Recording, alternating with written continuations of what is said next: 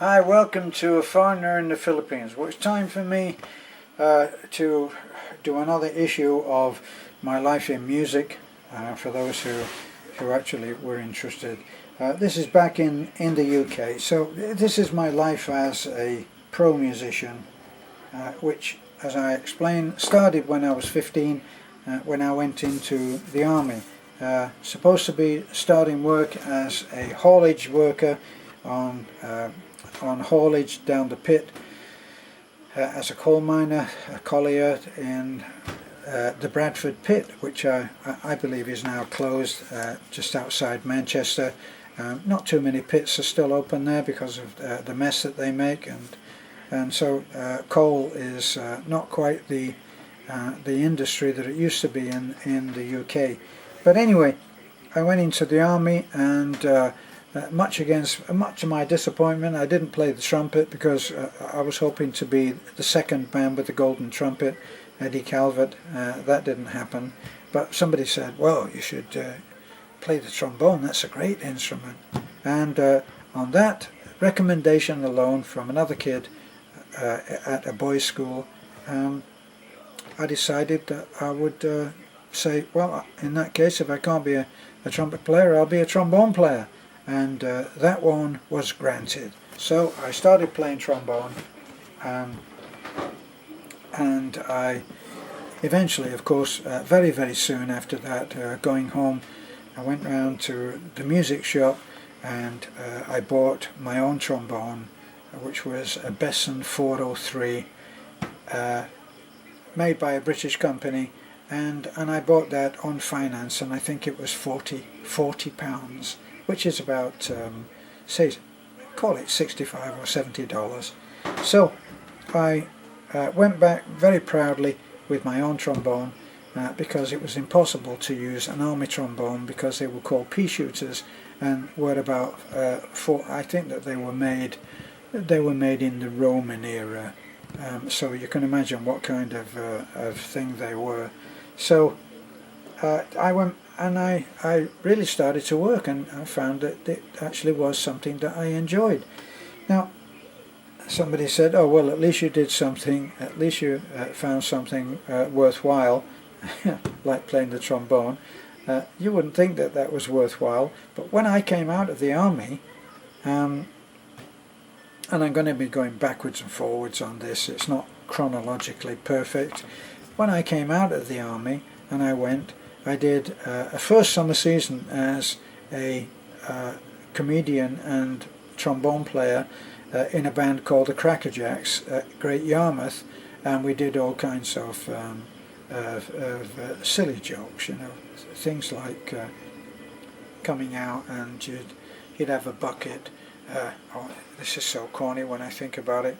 You come out and you come out to the front of the stage where the bandler is doing his chat, and you dip into this bucket, which of course nobody in the audience can see, and you've got a rag in there, a cloth in there that's full of water, and you take that out and you wring it out, and all the audience sees all the water coming out, and then you throw the contents over the front row, but of course you don't throw any water over them. You've got the thing full of bits of paper. So and everybody, of course, is this is so funny.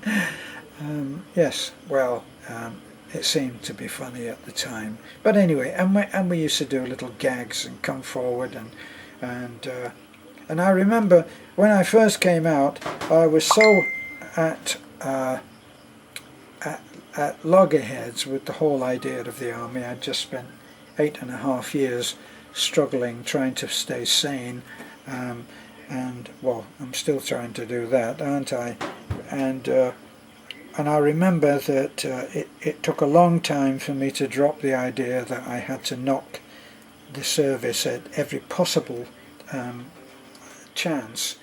When you get demobbed, you actually get a kit bag, and it's full of a uniform that you could use if you were called up, because you sign on for 6 years, which begins when you're 18 years old. And there's a con for a start. I went in when I was 15 and a half. So, and you you keep your uniform. And I thought, like hell, I'm going to keep my uniform. And I took it out, and in a ceremonial burning, I set the whole thing on fire. Anyway, and then when I was in my little job there as a comedian trombone player in the Crackerjacks, one day there was a band came from one of the, I think it was the RAF, and they had a load of officers, and the officers were all down on the front row, and I went and I said to the band leader, well, it's nice nowadays to know that there's not going to be any war, at least today. And of course he was very good on picking up on and giving you a straight line. He said, oh really, how do you know that? So I looked down at all of the officers on the front row. I said, well all the officers are on the front line. Funnily enough, none of them laughed. Isn't that strange? Probably something to do with their humour. Anyway, I said, yeah, well, there's not going to be any war today, is there? Because all the officers are on the front line. Anyway, that was one. And the next one I remember, I particularly liked, because when I was touring with a band, I was touring with a band called the Raymond Vey Orchestra and Singers, and we had arrived at this place, and we'd done our stint, and as the cabaret act, strangely enough, was a guards band, and it was the guards. It was the horse guards. It was the band of the horse guards. Now, they have a particularly fancy dress, because they have this polished chest plate. And a huge helmet which comes down over the eyes, and of course, and it has this incredible plume of white feathers, and the way that they did it was they would do sunset. They would play sunset, which involves playing the last post, and the band would all circle, and they would play, and it's a very fine band, of course. Very fine musicians, got nothing to do with my hatred of the army, and I watched that for a little while. Well, what happens is that the bandmaster he's not a bandmaster, he's a director of music, and this is the cream. So very often the director might actually be a talented musician. That was nothing to do with me, because I was on my revenge for the last 8.5 years. So I stand there for a little while, as long as I could stomach, and listen to this military band playing, and all the soldiers, and knowing what they were going through. And then I walked off, and I'm walking along the corridor of the hotel that we were at, and what used to happen was the band would start playing, and they would form this circle, and the band sergeant would conduct, and then at the appropriate time, when there was sufficient importance placed on the entry, the director of music would come, and he would have his white gloves and his baton, which was a perfect white stick. Well, anyway, knowing that this director would be making his entrance, this grand entrance, and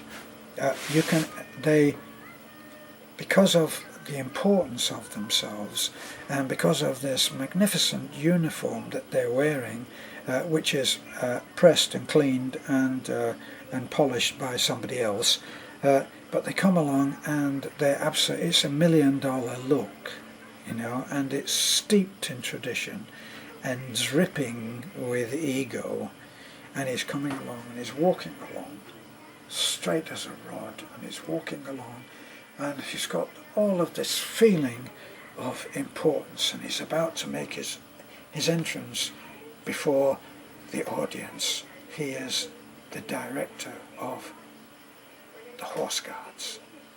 And as he comes towards me, I said to him, "You're for it now, mate. They've started without you." Yes, like this. and he walked past me and he didn't say a word. See, it's funny, isn't it, people's sense of humour? Why didn't he laugh?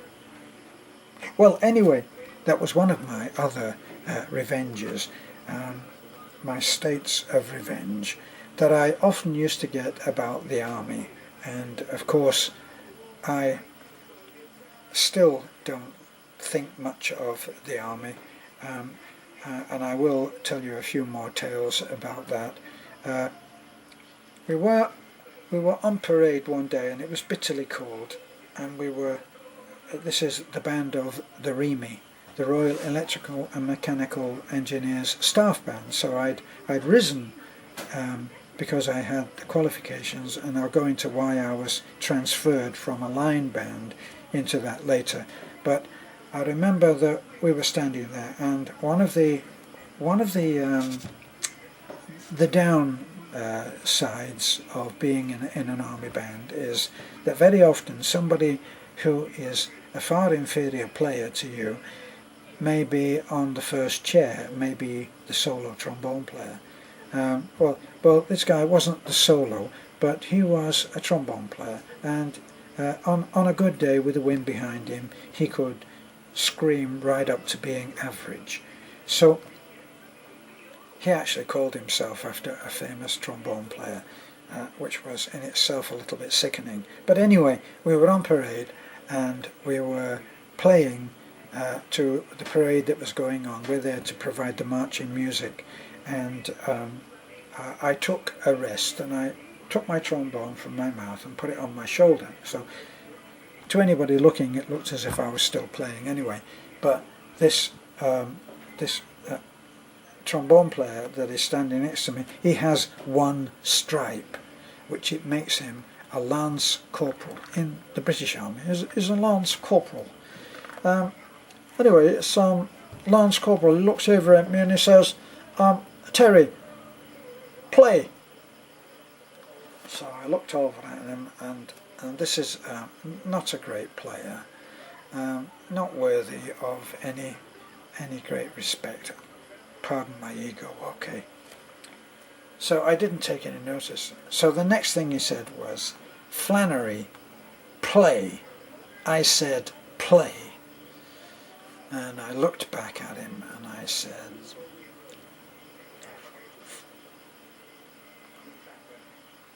so afterwards, he hauled me over and he said, "Don't you ever say that to me again." So I said, well, I'm young, okay, I'm just young. And I said, "Well, if you can't do it with music, I guess you'll have to do it with your stripe." Lance Corporal. "Well," he said, "you're on a charge." And he marched me later, the next morning, first thing, he marched me into the band sergeant's office and he explained what happened. And the band sergeant didn't like me either. I wonder why. I don't understand it. I mean, well, I'll explain to you how I looked. So he said, "Teach him a lesson, take him over to the company. Let the company commander deal with it." Well, that was like throwing me to the wolves. So the next morning, I'm on parade at the company orders, and I'm marched there, and they mark you in going, "Left, right, left, right, left, right, left, right, left, right, halt," and all of that. "Right turn," and it's all that kind of, all that bull. So anyway, he marched me in, and he said, "Sir, on the day and day stated, I was on parade in the band, and I looked over and I saw that Bandsman Flannery was not playing his trombone, and I said to him, 'Play,' and he said, first of all, he ignored me, and I said to him, 'Flannery, play your instrument,' and he looked at me and said, 'F off.'" So the company commander looked at me and said, "What do you have to say about this, Flannery?" Well, I learned fairly quickly about the army that what happens normally is that if you're put on a charge, they just lie about you. And so just to get just to make the charge stick, they'll say whatever they like. And I was thinking about this, and I thought, well, I could do that, couldn't I? So I said to him, "Sir, yes, I saw that that the Lance Corporal was talking to me, but I wasn't able to hear what he said, and I said to him, 'What did you say?'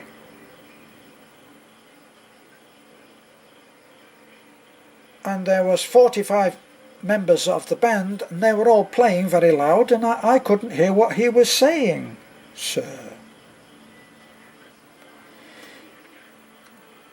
So with his fingers tapping like this on the desk, he looked at me and he said, "It sort of sounds true, but I'm not going to let you off. You will have to stick up 4 scores. Go to the librarian and tell him that you're going to have to tape and repair 4 complete scores." "Yes, sir." With that, I marched out.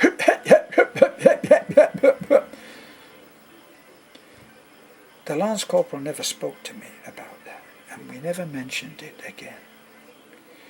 When we got back to the band block,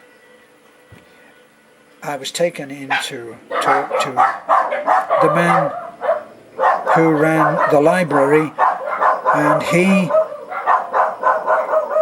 gave me 4 scores, and he said, "You can take those to your room and you can do them up in your room." Well, when everybody heard, the rest of the guys heard what I'd managed to pull off, they thought it was so funny that they all chipped in and were helping me to fix these scores, but unfortunately we were busted, so we never got to do that, and I eventually ended up having to do the punishment, but it was worth it. But now the bloody dogs have started barking, so I'm going to end off now. Thanks for looking in, and it was 17 minutes anyway, far too long really.